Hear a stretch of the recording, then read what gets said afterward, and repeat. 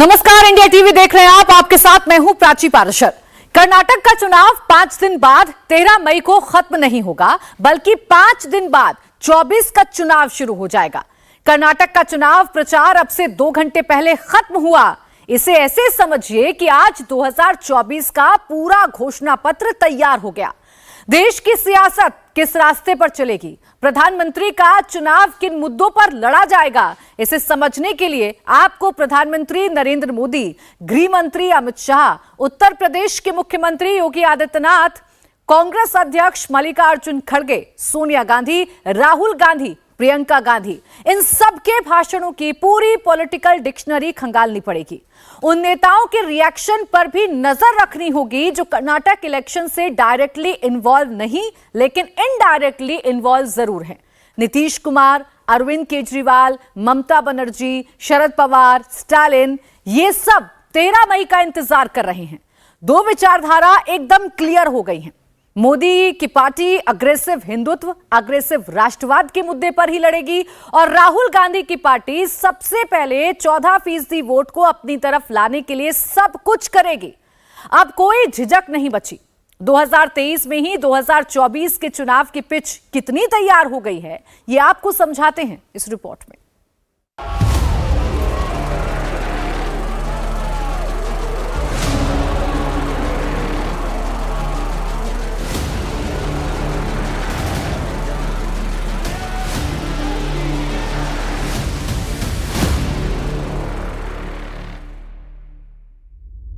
The Karnataka story. Result on 13 May.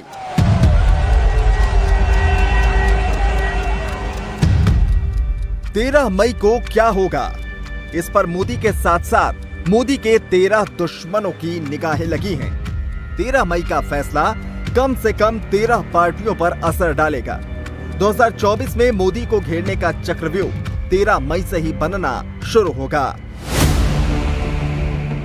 Nitish, ममता, केजरीवाल, केसीआर, तेजस्वी और पवार, ये सब के सब दूरबीन लेकर कर्नाटक के रिजल्ट का वेट कर रहे हैं। नेहरू गांधी फैमिली ने अपनी पूरी पॉलिटिकल पूंजी इस एक चुनाव में झोंक रखी है। 13 मई को अगर जीत मिल गई तो कांग्रेस की फैमिली नंबर 1 को सियासी जीवन दान मिल जाएगा। लेकिन अगर कांग्रेस हार गई तो नेहरू गांधी फैमिली के लिए अब तक का सबसे बड़ा संकट खड़ा हो जाएगा। बीजेपी इस चुनाव को मोदी की पॉपुलैरिटी पर लड़ रही है। मोदी की रैलियों में और मोदी के रोड शो में आने वाली भीड़ को देखकर बीजेपी को लग रहा है लोग आ रहे हैं तो वोट भी आएंगे। मोदी जी की लोकप्रियता अमाप और अपार है और ये सीधी वोट में कन्वर्ट हो रही है। स्पष्ट रूप से दिखाई पड़ता है कि हम पूर्ण बहुमत के साथ भारतीय जनता पार्टी वहां सरकार बनाएगी। कर्नाटका स्टोरी को बीजेपी नेशनल लेवल पर ले जा रही है तो कांग्रेस इसे बिल्कुल रीजनल आइडेंटिटी का चुनाव बता रही है। मोदी, योगी, नड्डा और शाह को मैदान में उतारकर बीजेपी ने इस चुनाव को बजरंग बली तक फैला दिया। बजरंग बली की, बजरंग बली की, बजरंग बली की। कांग्रेस ने इसे समेट कर रखने में पूरी एनर्जी लगा दी। कांग्रेस के लिए कर्नाटक का चुनाव 3 रीजनल लीडर सिद्धारमैया, डीके शिव कुमार और मल्लिकार्जुन खड़गे लड़ रहे हैं। 3 कैंपेनर दिल्ली से गए हैं। सोनिया गांधी, प्रियंका गांधी और राहुल गांधी इसलिए प्रचार कर रहे हैं क्योंकि इनके सिवा उनके पास कोई रास्ता नहीं बचा है। उत्तर भारत पूरा का पूरा चला गया। कांग्रेस के पास सांस लेने के लिए बस हिमाचल प्रदेश बचा है। पश्चिम में कांग्रेस के लिए कोई उम्मीद नहीं बची। कांग्रेस के इंटरनल सर्वे में राजस्थान भी हाथ से निकलता दिख रहा है। पूरब में कांग्रेस के लिए कोई चांस नहीं है। ले देकर दक्षिण बचा है। इसलिए कांग्रेस ने अल्ट्रा साउथ पॉलिटिक्स स्टार्ट की है। खड़गे और सोनिया गांधी के वीडियो को बीजेपी जबरदस्त तरीके से घुमा रही है। सोनिया के सामने खड़गे का यूं खड़े रहना इसे दिखा दिखा कर बीजेपी कर्नाटक के लोगों को यह बता रही है कि खड़गे तो बस रिमोट कंट्रोल से चलने वाले प्रेसिडेंट हैं। रिमोट सोनिया गांधी के हाथ में है। खड़गे इस नैरेटिव को तोड़ने को सारे बैरियर तोड़ रहे हैं।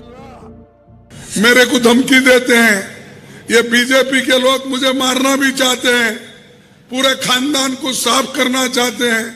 अरे करो भाई, हम तो मरने के लिए पैदा हो गए। क्या कोई आदमी 200 साल जीता है? कोई 150 साल जीता है? अरे उम्र ही हिंदुस्तान में जो है 70-72 साल की है। मैं तो अब बोनस में जी रहा हूं, 81 साल है मेरा 81 ईयर चल रहा है और थोड़े दिन जीऊंगा। अगर आप लोग मरवाना चाहते हैं तो मरो, मैं डरूंगा नहीं। सोनिया गांधी कर्नाटक से पुराने रिश्तों का हवाला देकर वोट बांट रही हैं। कर्नाटक में सोनिया ने याद दिलाया कि गांधी फैमिली पर जब भी संकट आया, कर्नाटक ने मदद का हाथ बढ़ाया।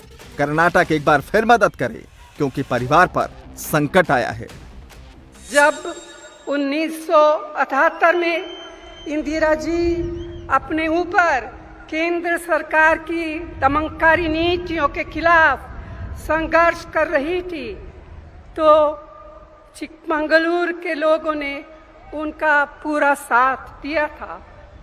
मैंने भी जब 24 साल पहले मैं पहली बार लोकसभा का चुनाव लड़ा, तो मुझे भी बेल्लारी के लोगों का विश्वास और समर्थन मिला। हम सभी का फर्ज है कि इस अंधेरगर्दी की सरकार के खिलाफ आवाज बुलंद करें। दो सियासी पार्टियों के बीच विचारधारा की लड़ाई कॉमन है। कर्नाटक में पर्सनालिटी क्लैश हो रहा है। मोदी और सोनिया गांधी की सीधी टक्कर हो रही है। शिकायत चुनाव आयोग की चौखट तक पहुंच रही है।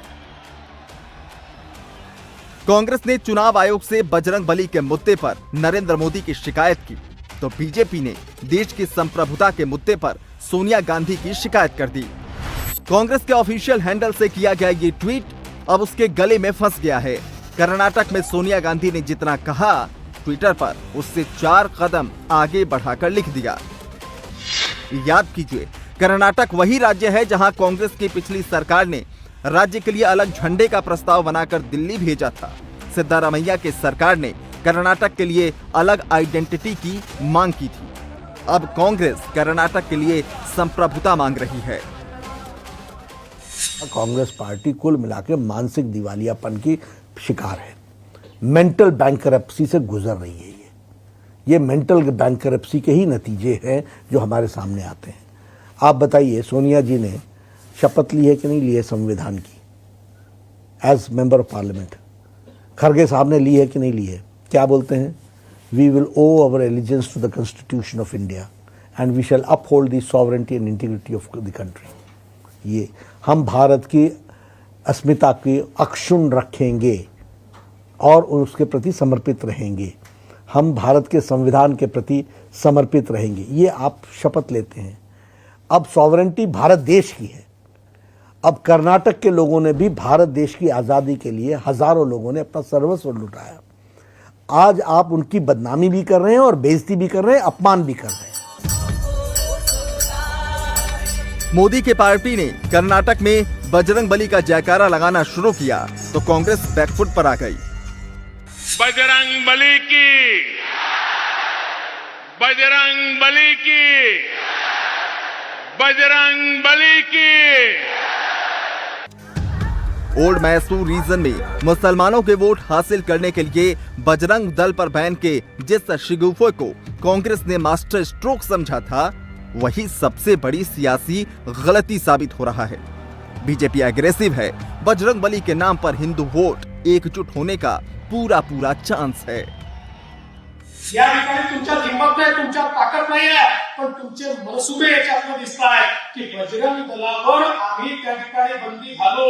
या ठिकाणी मग बजरंगाची ताकद दाखवावीच लागेल आणि आम्ही सगळे बजरंगबली सारखेच आहोत। बजरंग बलीलाही त्यांची ताकद सांगावी लागली होती की तुमच्याकडे ही ताकद आहे की लहानपणी तुम्ही सूर्य गिळायला निघाला होता, ही तुमची ताकद आहे. कर्नाटक के चुनाव प्रचार में नरेंद्र मोदी के उतरने से पहले तक लिंगायत, वोक्कालिगा, पिछड़ा, मुस्लिम आरक्षण, नंदिनी, रीजनल कल्चर और रीजनल लैंग्वेज जैसे मुद्दे हावी थे. कांग्रेस जब तक महंगाई, बेरोजगारी और भ्रष्टाचार जैसे मुद्दे को पकड़कर बैठी थी, तब तक उसके लिए सब सही था. बीच चुनाव में बजरंग बली को लाकर कांग्रेस ने सेल्फ गोल कर लिया.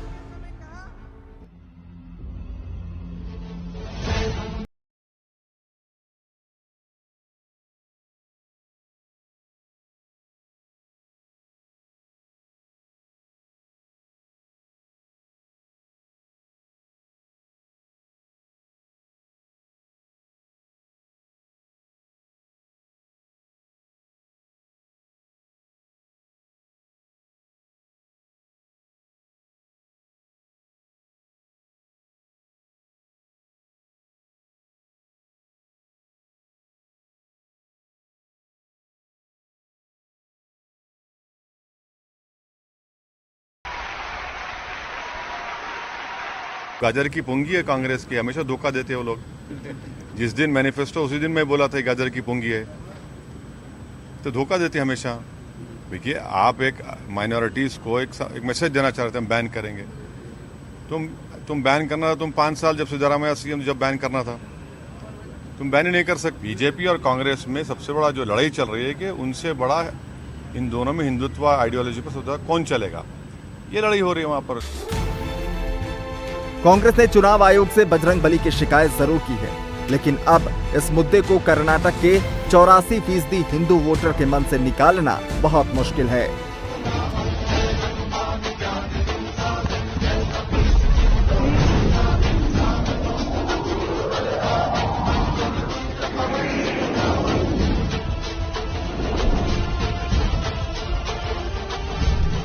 बजरंग बली को लाया कौन? आप लेकर के आए, कांग्रेस पार्टी लेकर के आए, क्योंकि आपका निहित स्वार्थ इस बात में है कि तुष्टीकरण की राजनीति करना, डिवाइड एंड रूल आपके जहन में, आपके स्पिरिट में बैठा हुआ है. यही आपने सीखा है और डिवाइड करने में आप कोई कसर नहीं छोड़ते हैं. तुष्टीकरण आप करते हैं, अपीजमेंट की पॉलिटिक्स आप करते हैं. आप लेकर के आए बजरंग दल को, आप लेकर के आए बजरंग बली को. अब यह तो जरूर है कि जब आप तुष्टीकरण करते हो तो एक कोई साथ जुड़ता है तो सामने भी कोई खड़ा होता है. जो सामने खड़ा होता है वो आपको बुरा लगता है. इसलिए इसका पूरा श्रेय कांग्रेस पार्टी को जाता है कि उन्होंने इस चुनाव को एक धर्म के एंगल से दिखाने का, आईना दिखाने का काम उन्होंने किया है. जगत प्रकाश नड्डा किसी मंदिर में जाता है या हमारे आदरणीय प्रधानमंत्री मोदी जी किसी मंदिर में जाते हैं तो न्यूज़ होती है क्या? ये हमारे दैनिक जीवन की में रचा बसा है. ये हम लोग इसके साथ ही चलते हैं. लेकिन जब दूसरी पार्टी के, कांग्रेस पार्टी के नेता जाते हैं तो उनको चंदन लगाना पड़ता है, जनेऊ दिखानी पड़ती है. इसलिए क्योंकि वह धर्म को राजनीति के लिए इस्तेमाल करते हैं. कर्नाटक एक प्रयोग है. दक्षिण के 5 राज्यों में जहां लोकसभा की 130 सीटें हैं, वहां कांग्रेस के लिए रिवाइवल चैलेंज है. अगर 2024 में कांग्रेस को 100 सीटों से आगे जाना है तो कर्नाटक जरूरी है. 40 सीट वाले तमिलनाडु और पुडुचेरी में कांग्रेस स्टालिन के भरोसे है. 25 सीट वाले आंध्र प्रदेश और 17 सीट वाले तेलंगाना में कांग्रेस की जमीन लुटी हुई है. नेहरू गांधी फैमिली को भी मालूम है कि इन 2 राज्यों में उसे बंजर पर चलना है. दक्षिण में कांग्रेस को सियासी उपजाऊ जमीन बस 2 ही राज्यों में दिख रही है, 20 सीटों वाले केरल में और 28 सीटों वाले कर्नाटक में. कांग्रेस ने कर्नाटक में लोकल लीडरशिप को आगे किया क्योंकि उसे कन्नड़ सेंटिमेंट भुनाना है. बीजेपी ने नेशनल लीडरशिप को आगे किया क्योंकि कर्नाटक के बहाने उसे पूरे दक्षिण भारत में बीजेपी और मोदी का मैसेज पहुंचाना है. संप्रभुता वाली बात को बीजेपी ने फट से टुकड़े टुकड़े गैंग से जोड़ दिया. बजरंग दल पर बैन की मंशा को मोदी ने बजरंग बली को ताले में डालने से जोड़ दिया. इसी तरह 4% मुस्लिम रिजर्वेशन खत्म करने के फैसले को बीजेपी ने राष्ट्रीय स्तर पर प्रोजेक्ट किया। इससे पिछड़ा वोटर भी खुश होता है और हिंदू वोट भी एकजुट होता है। 4% मुस्लिम रिजर्वेशन हमारी पार्टी ने ही खत्म किया है, सच कह रहे हैं, क्योंकि वो गैर संवैधानिक था। हमारे संविधान में धर्म के आधार पर रिजर्वेशन का कोई प्रावधान नहीं है। कांग्रेस ने अपीसमेंट की पॉलिसी के तहत वोट बैंक को कंसोलिडेट करने के लिए ये मुस्लिम रिजर्वेशन किया था, जिसको हमने हटा दिया है। और मैं मानता हूं हमने बहुत उचित कदम किया है। ये ठीक है, थोड़ा लेट हो गया है, परंतु ये हमारा जो फैसला है इस संविधान सहमत है। मैं इतना ही कहना चाहता हूं कि आप अगर मुस्लिम रिजर्वेशन 4% से बढ़ाकर 6% करना चाहते हो तो कांग्रेस पार्टी ने स्पष्टता कर देनी चाहिए कि वो किसका कम करेंगे। ओबीसी का कम करेंगे, एससी का कम करेंगे, एसटी का कम करेंगे, लिंगायत का कम करेंगे या वोकलिका का कम करेंगे। सिद्धरामैया जी ने चुनाव प्रचार समाप्त होने के पहले स्पष्टता कर देनी चाहिए। मोदी की पार्टी तमिलनाडु की तरफ बढ़े, केरल की तरफ बढ़े, आंध्र प्रदेश की तरफ बढ़े, इसके लिए जरूरी है दक्षिण के एकमात्र राज्य में बीजेपी की सरकार बनी रहे। कांग्रेस 2024 में दिल्ली पर चढ़ाई करे, उसके लिए जरूरी है कर्नाटक में कांग्रेस की सरकार बने। नीतीश कुमार ओडिशा के मुख्यमंत्री नवीन पटनायक से मिलने वाले हैं। इसके लिए नीतीश भुवनेश्वर जाने वाले हैं।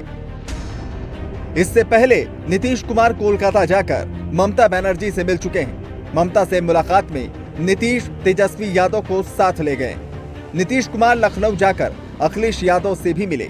नीतीश दिल्ली में राहुल गांधी से मिल चुके हैं और अरविंद केजरीवाल से भी उनकी मुलाकात हुई है। ममता बनर्जी अखिलेश से मिल चुकी हैं।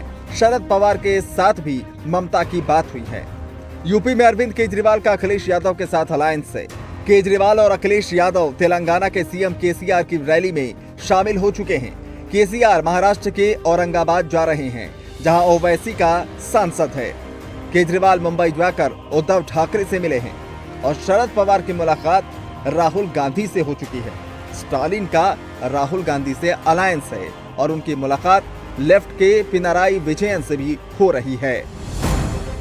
पिछले करीब 2 हफ्ते से 24 वाली सियासत बंद है, क्योंकि सभी को 13 मई का इंतजार है। 13 मई को कर्नाटक का रिजल्ट आते ही सियासी मेल मुलाकातों का दौर फिर से शुरू हो जाएगा।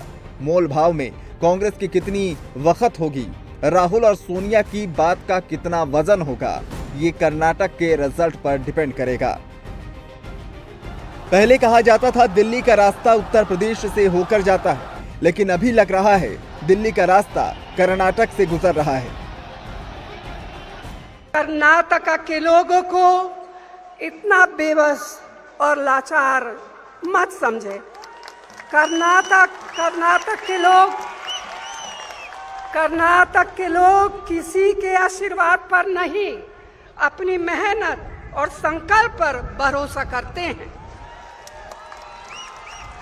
कर्नाटक के लोग डरपोक नहीं, लालची नहीं है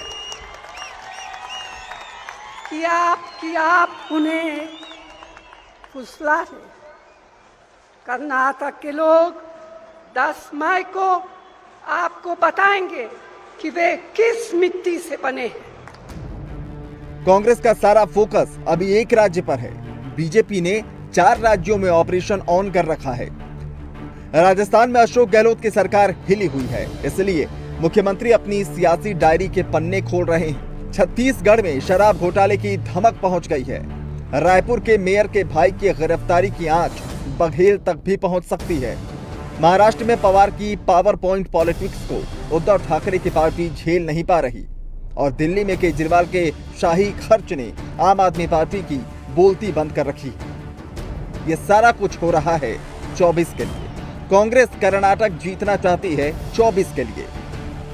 कर्नाटक में नेहरू गांधी फैमिली की ओर से सबसे ज्यादा प्रियंका गांधी ने प्रचार किया। 2 हफ्ते में 12 से ज्यादा रैलियां और रोड शो प्रियंका ने किए। आखिरी दिन भी उन्होंने बेंगलुरु में रोड शो किया।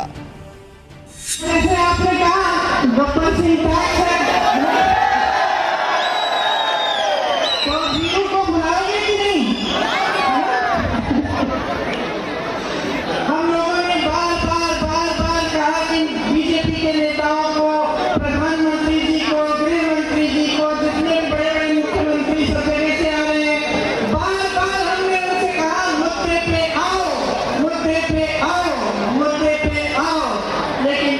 इतनी बार वो मुद्दे पे नहीं है।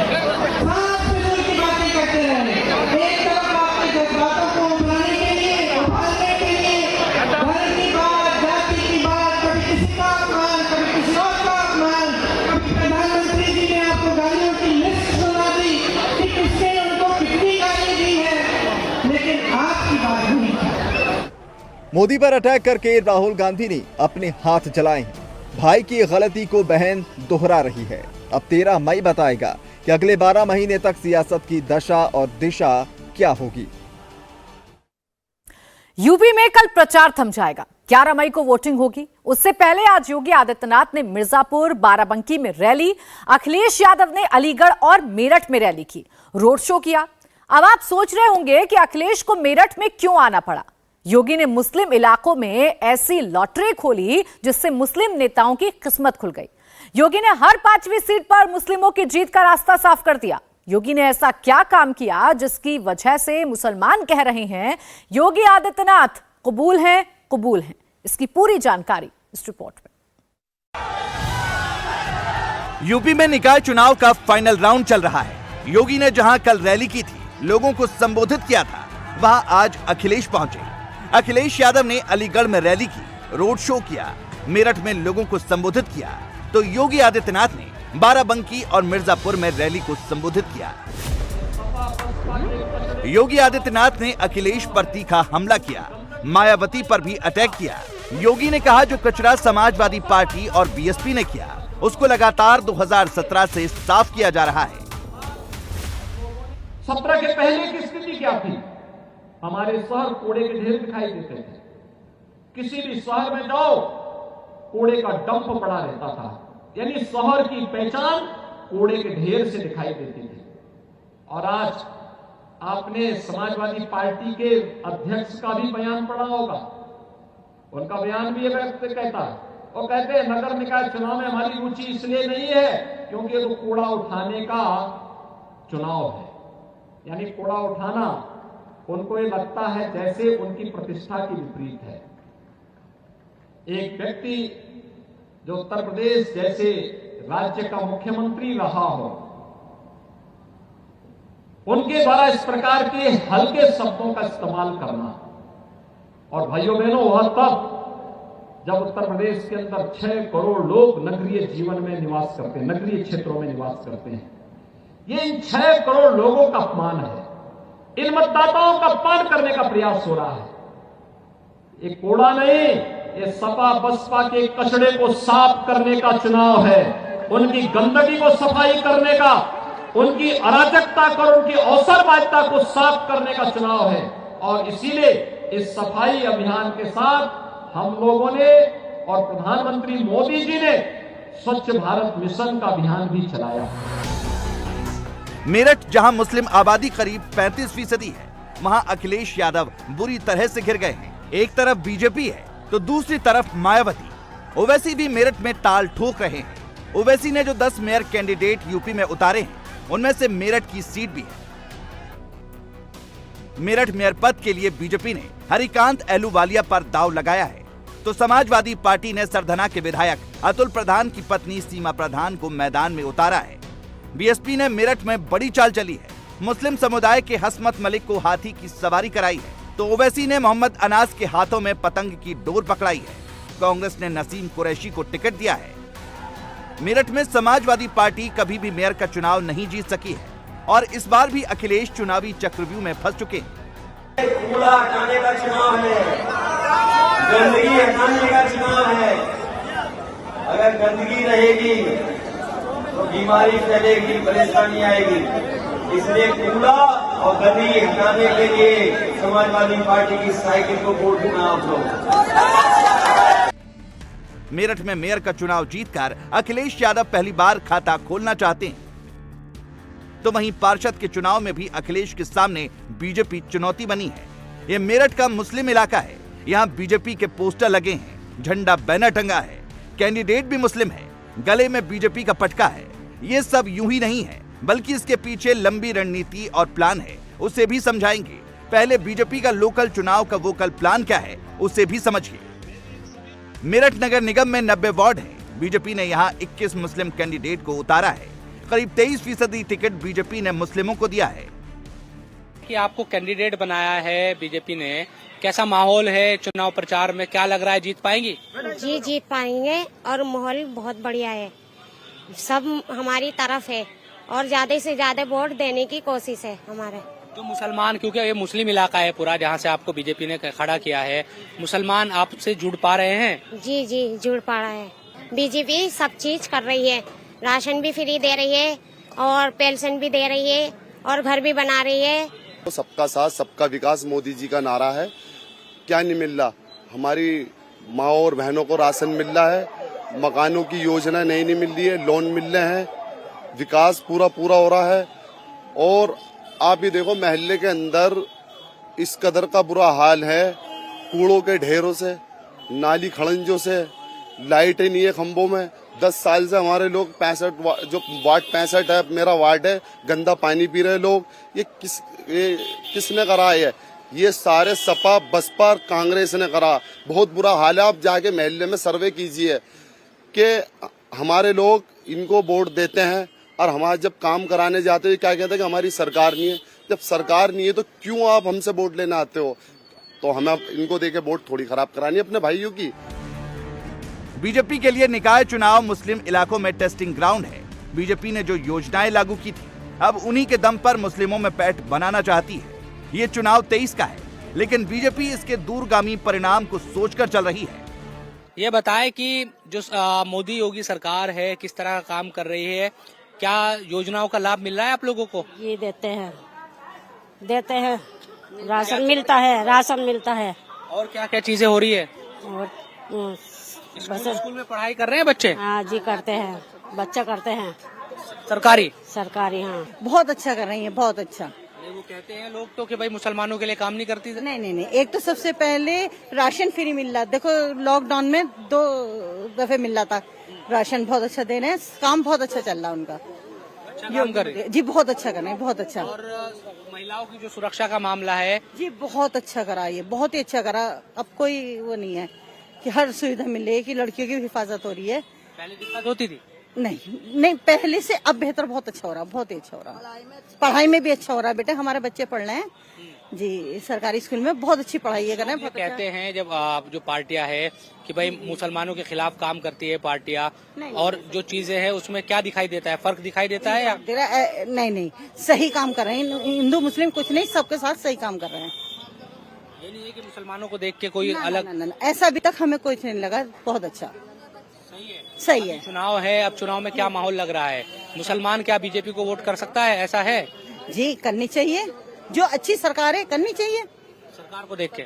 जी सरकार अच्छा काम कर रहे हैं, ये बढ़िया कर रही है काम, तो सही है, सब बढ़िया कर रही है जी। राशन क्या लग रहा है अभी आप लोगों को, किसको जो मुस्लिम इलाके हैं किसको वोट कर सकते हैं? मोदी जी को जी। लेकिन लोग तो कहते हैं कि मुसलमान कमल के फूल को वोट नहीं देते। नहीं देते हैं, यहाँ तो सब देते हैं जी। आप लोगों के यहाँ मुस्लिम कैंडिडेट भी बनाए बीजेपी ने? जी बनाए। तो पहले ये तमाम चीजें होती थी, अब होने लगी और होती थी जी। तो क्या और चीजों का लाभ मिल रहा है? कुछ योजनाएं अगर आप बताना चाहे, क्या आप लोगों को फायदा पहुंच रहा है, क्या अच्छा लग रहा है सरकार में? सभी अच्छा है हमारे लिए, तो राशन वाशन भी मिल रहा है, सभी चीज। सुरक्षा को लेकर कैसा है? जैसे बाहर आप अगर काम के लिए जाती है कहीं, तो कोई किसी तरह का डर या चीजें रहती है? कुछ नहीं, सही है सब, कोई डर नहीं। कोई डर नहीं है? नहीं। 23 के चुनाव से बीजेपी 24 का फॉर्मूला निकालने की कोशिश कर रही है। उत्तर प्रदेश देश का सबसे बड़ा राज्य है। दिल्ली का रास्ता यूपी से होकर ही जाता है। 2014 और 2019 दोनों चुनाव में यूपी ने मोदी को झोली भरकर सीट दी थी। इस बार योगी आदित्यनाथ और बीजेपी का फोकस उन सीटों पर है जहां मुस्लिम आबादी अच्छी खासी है। इसके लिए बीजेपी ने पसमानदा मुस्लिमों को फोकस दिया है। यूपी में लोकसभा की कुल 80 सीटें हैं, जिसमें से 13 सीटें ऐसी हैं जहां मुस्लिम वोटर्स करीब 30% से 45% तक है। बीजेपी इन सीटों पर कम से कम 5000 मुस्लिमों को जोड़ना चाहती है। टारगेट है गरीब मुस्लिम। सबसे बड़ी बात यह भाई साहब के बीजेपी शासन में 6 साल से कोई दंगा नहीं हुआ। व्यापारी सुरक्षित है, बहन बेटी सब सुरक्षित हैं। सपा गवर्नमेंट थी, खूब दंगे होते थे, अपहरण होते थे। अब अपहरण का नाम सुनने को नहीं मिलता। तो इसलिए मुस्लिम समाज जो है बहुतायत के साथ में बीजेपी के साथ है। मेयर के अंदर 21 सीटों पर मुस्लिम बीजेपी से लड़ रहे हैं और बहुत सीट 21 में से कम 10 या 12 सीट मुस्लिम निकाल के लाएंगे। अगर इतनी बड़ी तादाद में सीट निकल जाती है तो वाकई क्या एक 24 के लिए बड़ा फायदा होने वाला है फिर तो बीजेपी को मुसलमानों की तरफ से? जी बिल्कुल भाई साहब, ये बीजेपी के लिए बहुत बड़ा फायदा है, क्योंकि ये जो पसमानदा समाज की जो मुहिम चलाई गई थी उससे बीजेपी को बहुत फायदा पहुंच रहा है। जितने भी ये पिछड़ी जाति के लोग हैं सब पसमानदा में आते हैं और ये हमारा वार्ड 74 आसपास के जो 8-10 वार्ड हैं सब पसमानदा समाज के वार्ड हैं। पसमानदा समाज बीजेपी के साथ बहुत आज से बिल्कुल सपोर्ट करेगा और वोट करेगा। उत्तर प्रदेश में बीजेपी सभी 80 सीटों पर फोकस कर रही है। 2014 से भी बड़ी जीत का खाका बीजेपी तैयार कर रही है। बीजेपी के इस मिशन में मुस्लिम वोटों पर फोकस है।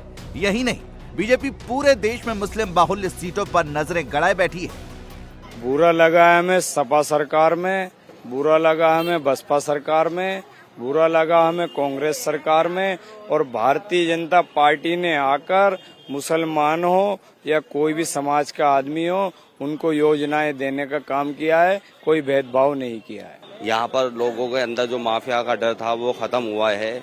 माफियाओं ने जो अपनी गुंडागर्दी फैला रखी थी वो खत्म हुई है। माफियाओं से लोग अब जो डरते थे वो डर बिल्कुल दिलों से खत्म हुआ है। यहाँ पर लोग छोटे छोटे बच्चे गलत सोहबतों में पड़े हुए थे, सट्टा वगैरह इस कदर होता था मुस्लिम क्षेत्रों में भी। उसको योगी सरकार जब से आई है उस सट्टेरों को योगी सरकार ने जेलों में डालने का काम किया है।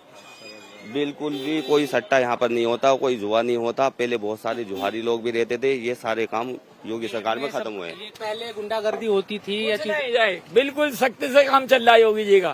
तो बढ़िया काम कर रहे हो, बढ़िया, बहुत बढ़िया। हाँ, कुछ लगा है कि भाई इस बार वोट भी मुसलमान देगा मुसलमान वोट और जीतेगा भी इंशाल्लाह। यही कौन जीतेगा? ये योगी। काम सही चल रहा है, बहुत बढ़िया, बहुत बढ़िया। अभी सच कह रहे क्या चाचा? सच कह रहे हैं जो बताई बात सही है, यही जीतेगा, देखें आप। 24 से पहले योगी आदित्यनाथ यूपी में निकाय चुनाव में मुस्लिमों के साथ प्रयोग कर रहे हैं। उत्तर प्रदेश में 20% करीब मुस्लिम आबादी है, तो वहीं देश में करीब 15% मुस्लिम है। वहीं अगर पूरे देश की बात करें तो मुस्लिम बाहुल्य लोकसभा की कुल 92 सीटें हैं, जिनमें से 16 सीटों पर 50% से ज्यादा मुस्लिम हैं, 11 सीटों पर 41 से 50% मुस्लिम हैं, 24 सीटों पर 31 से 40% मुस्लिम, 41 सीटों पर 21 से 30% मुस्लिम हैं। यूपी के निकाय चुनाव में ये प्रयोग आने वाले चुनाव में बीजेपी की रणनीति को धार देगा। विश्वास हो रहा है, जुड़ रहा है, विश्वास हो रहा है और जुड़ रहे हैं लोग। हो रहा है विश्वास? बिल्कुल पक्का विश्वास कर रहे हैं। क्या करेगी सरकार, क्या करने वाली है? उम्मीद यह है काम अच्छा कर रहे हैं सरकार। बिल्कुल सरकार काम अच्छा कर रही है, आगे भी अच्छा करेगी। विकास की तरफ चल रहा मामला और इसी भरोसे से मुसलमान जुड़ रहा है। कमल के फूल पर भी वोट देंगे मुसलमान? बिल्कुल बिल्कुल, ज्यादा से ज्यादा देंगे कमल के फूल को वोट। योगी जी अच्छा काम कर रहे हैं और विकास की तरफ चल रहा है मामला और आगे भी हमें उम्मीद है। आपका नाम क्या है? हाजी मुश्ताक। हाजी साहब, क्या स्थिति है, क्या चीजें हैं यहाँ? स्थिति तुम्हारे फूल की बढ़िया चल रही है। फूल से तो दूर भागता है मुसलमान। अब आगे अब हो रहा साथ में। अब अगर दूर भागते हो टिकट क्यों लेके आता तुम्हारे? अच्छा, फूल के टिकट क्यों लेके आता? हमदर्दी जब भी तो लग रहा है मुसलमान साथ में सपोर्ट करेंगे। टिकट भी खूब दी है बीजेपी ने इस बार, तो मुसलमान वोट भी खूब देगा इन्हें। मुसलमान खूब वोट देगा। पार्टियां जो कहती है कि मुसलमानों का तो वोट हमें ही मिलता है, कांग्रेस बसपा भी, वो टाइम गया, वो टाइम गया। मुस्लिमों पर बीजेपी फोकस क्यों कर रही है इसे तो समझ लिया। अब सवाल यह है कि आखिर पूरे देश में मुस्लिम बाहुल्य सीटों का पिछले 2 चुनाव का समीकरण क्या रहा है? बीजेपी का पिछले 2 चुनाव में क्या स्ट्राइक रेट रहा? 2014 में एनडीए को मुस्लिम बाहुल्य 92 सीटों में से 41 पर जीत हासिल हुई थी। 2019 में एनडीए को मुस्लिम बाहुल्य 92 सीटों में से 45 पर जीत हासिल हुई थी, मतलब 4 सीटें अधिक जीता एनडीए। मतलब मुस्लिम सीटों पर भी 14 के मुकाबले 19 में बीजेपी ने बड़ी जीत हासिल की थी और अब 24 में इससे भी बड़ी जीत का मकसद है। अच्छा काम ये किया है मोदी सरकार ने। सबसे पहले तो भ्रष्टाचार खत्म कर दिया, दूसरा जो है क्राइम 0% हो गया। आज जो है औरतें बच्चे सड़कों पे बिल्कुल आराम से घूम रहे हैं। रात को 2 बजे भी आराम से घर आ जाते हैं, कोई दिक्कत नहीं है। आपका नाम क्या है? मेरा नाम मोहम्मद अशरफ। अशरफ भाई, क्या हो रहा है, हो क्या रहा है? मेरठ में काफी टिकट दिए, करीब 21 लोगों को टिकट दिया है बीजेपी ने, उम्मीदवार बनाए हैं अपने। तो क्या मुसलमान वाकई जुड़ पा रहा है बीजेपी से? बिल्कुल जुड़ रहा है जी। मुसलमान यूं जुड़ रहा है कि जो और पार्टी थी वो जो है वार्डों पे ध्यान नहीं देती थी, विकास पे कोई ध्यान नहीं देता था। जिसे भी मंत्री बना देता था तो कोई कबूतर उड़ाता था, कोई अपने घरों में लेटता था। तो इस मारे हमने भरोसा जताया है योगी जी पे और मोदी जी पे कि हम इन लोगों के साथ जुड़ेंगे तो हमारा विकास होगा, हम लोग बिल्कुल चैन की जिंदगी जिएंगे, कोई काम नहीं हो रहा। जी बहुत अच्छी पहल है उनकी। जो ये पहल सबसे अच्छी यही लग रही है कि पसमानदा मुसलमानों को एकजुट करने की, ये उनकी अच्छी पहल है।